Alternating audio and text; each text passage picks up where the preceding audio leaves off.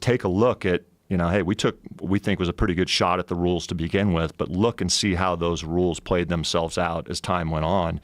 And after about a year and a half, there were a couple instances where I saw, hey, this isn't quite fair to an athlete. We need to change that. And we did. So after a year and a half, there was a couple rules that we changed. The first one, there's kind of a funny story behind this too, was, I don't know if you remember when Nate fought Connor, I think the second time, he goes to the press conference after and takes out a vape pen. Do you remember that? Mm-hmm. And someone asked him what he was doing, and he said it was CBD. And at the time, the rule was the in-competition period where CBD was prohibited lasted until 4 hours after the conclusion of the fight. And he was clearly within that time period. So USADA contacted me and said, hey, technically Nate was in violation of this. And I said, hey, look, this was not the intent of the rule. This is, and they never indicated that they were going to sanction him, but I made it clear. Let's explain CBD for anybody that might not know what we're talking about. Sure. So CBD is part of the, the marijuana plant, but is not psychoactive part of it.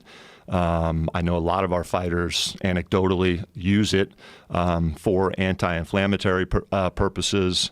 Have you ever used it? Or yes. What other benefits is? Anxiety. It's great for people that are under stress. It actually has a great response for that. I know a lot of people that use it just for anxiety. But anti-inflammation is a big one. That's the big one people use it for. People with arthritis love it. Yeah, again, comparing to a natural plant-derived product versus a synthetic, non-steroidal anti-inflammatory, Advils, Tylenols can be toxic on you. Yeah. Probably common sense would in addition to science, would say that CBD is maybe a little bit healthier for you. Nevertheless, it was prohibited in competition. Is it still? No, so that was actually a rule change. The WADA prohibited list, which we followed, took it completely off the prohibited list starting 2018. So that's great. So all these athletes can just take CBD the entire time they're training. There's no performance benefit. There's no psychoactive effect. It just reduces inflammation, and it does it in a natural way. Way healthier. And it was the case before. They could do it in training. It was only prohibited in competition, mm-hmm. So weigh-in day and fight day. Now it's completely been taken off the list, and it's okay to use it anytime. That's fantastic. So it was good. But we identified a problem with the rules in that when Nate finished that fight with Connor, USADA came to the post-fight medical tent, said, Nate, we need to make a collection from you. And I don't know whether it was blood or urine, but they got a sample from him. He then went to the press conference after and was on, took the CBD.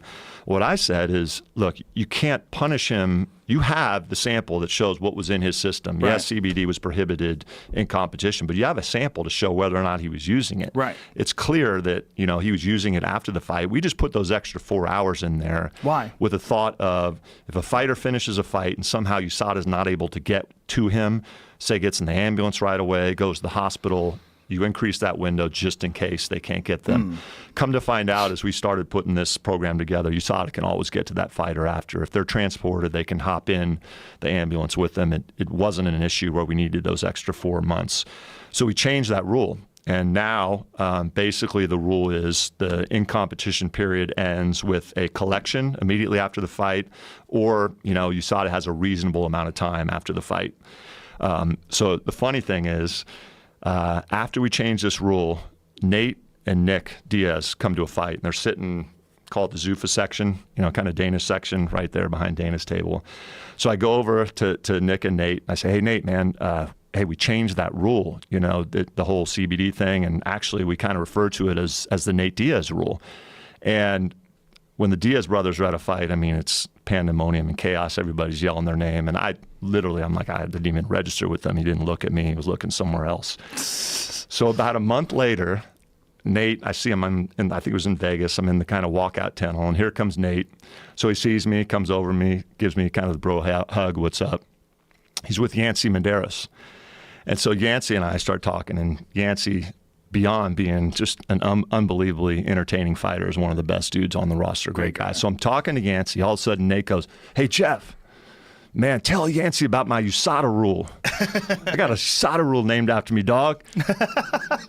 And so I thought, man, you're doing something right when Nate Diaz is excited about a change in the USADA rule, right? Yeah, that is a very good rule. I'm really excited about that.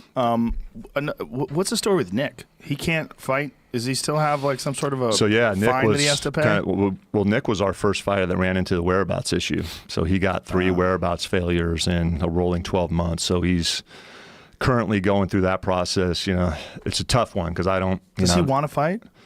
I think he does. I mean, I've sat down with him over the last couple of months and talking about trying to resolve this whereabouts issue. I mean, the unfortunate thing there is, look, the whereabouts failure sanctions are meant to catch people that are cheating and trying to avoid testing. And I just think Nick's lifestyle led to those 3 kind of whereabouts, not that he was trying to avoid testing. Which is Nick being Nick. We're trying to work through that. He trusted certain individuals to do his whereabouts for him, I think is what happened over time. And those individuals would come in and out of his life. And of course, it's kind of unbeknownst to him that he was missing a lot of these things. Nevertheless, again, there's strict liability here and it's currently under sanction, but we're hoping to resolve that pretty quick.